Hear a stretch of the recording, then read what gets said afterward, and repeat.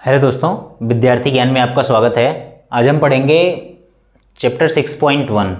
ठीक है, तो स्टार्ट करते हैं। तो इसके पहले मैं थोड़ा सा 2-3 टॉपिक यहाँ पे लिखा हुआ हूँ, इसको मैं समझा देता हूँ। इसी से रिलेटेड आपका क्वेश्चन सारा होगा। तो यहाँ पे लिखा हुआ है एडजेसेंट एंगल, यानी आसन्न कोण।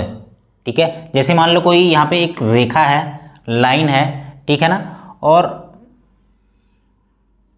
ये एक यहाँ पे एंगल है, ठीक है ना, और एक ये एक लाइन है और यहाँ पे एक लाइन है। ठीक है, तो इसमें क्या होगा कि ये एंगल और ये एंगल क्या होंगे, आपस में आसन्न एडजेसेंट एंगल होंगे। यानी एडजेसेंट मतलब आपस में सटे हुए, एडजेसेंट मतलब अगल बगल वाला।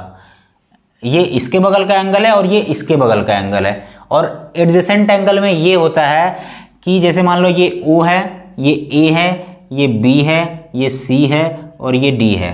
तो ये क्या होगा, BOD angle BOD plus angle DOC, angle DOC equals क्या हो जाएगा, ABOC, एंगल BOC। इसमें क्या होगा, ये एंगल का जोड़ और ये एंगल का जोड़ इस बड़े वाले एंगल के बराबर होगा। ठीक है, ये वाला एंगल का जोड़ और ये वाले एंगल का, इन दोनों को आपस में जब जोड़ेंगे तो ये बड़े वाले एंगल के बराबर हो जाएगा। कभी भी एंगल वाला जो वर्टेक्स होता है, यहां पे एंगल बन रहा है तो ये वाला जो वर्टेक्स होगा ना, हमेशा बीच में आएगा। देखो ये भी बीच में आया हुआ है, हमेशा बीच में आएगा। जिस एंगल की बात करेंगे ना, उसको हम बीच में रखेंगे, दो लाइन के बीच में। ठीक है, जैसे मैंने इसको क्या पढ़ा, अब इसको पढ़ना है तो कैसे पढ़ेंगे, COD पढ़ेंगे। इसको ऐसे नहीं पढ़ेंगे, DCO नहीं पढ़ सकते हम।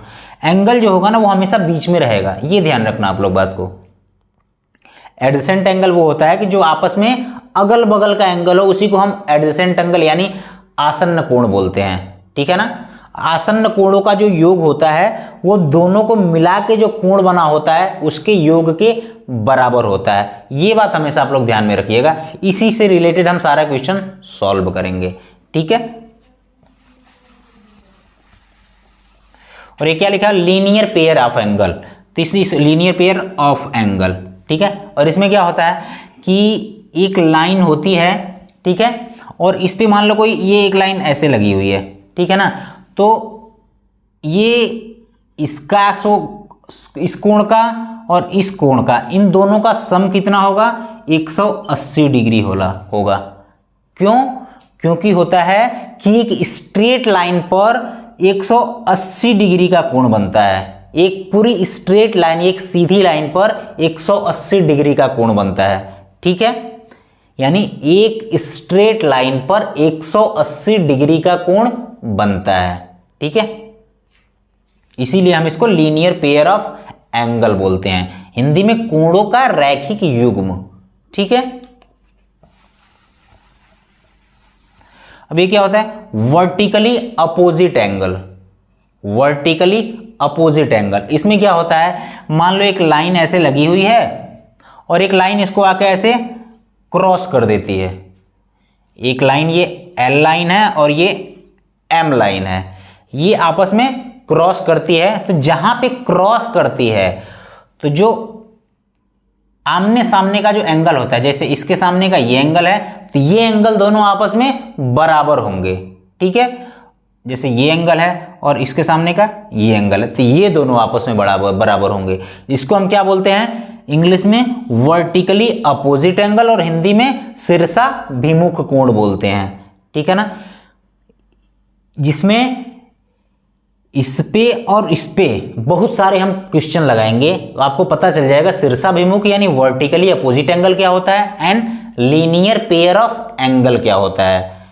ठीक है, एक स्ट्रेट लाइन पर 180 डिग्री का एंगल बनता है, और जो वर्टिकली अपोजिट यानी शीर्षाभिमुख कोण होते हैं, जो आपस में आमने सामने के जो कोण होते हैं वो बराबर होते हैं, जिसको हम शीर्षाभिमुख कोण बोलते हैं। जब दो लाइन आपस में क्रॉस करती है तो, ठीक है, जब दो लाइन आपस में क्रॉस करती है तो उसमें शीर्षाभिमुख कोण क्या होते हैं, आपस में बराबर होते हैं। ठीक है, तो हम चालू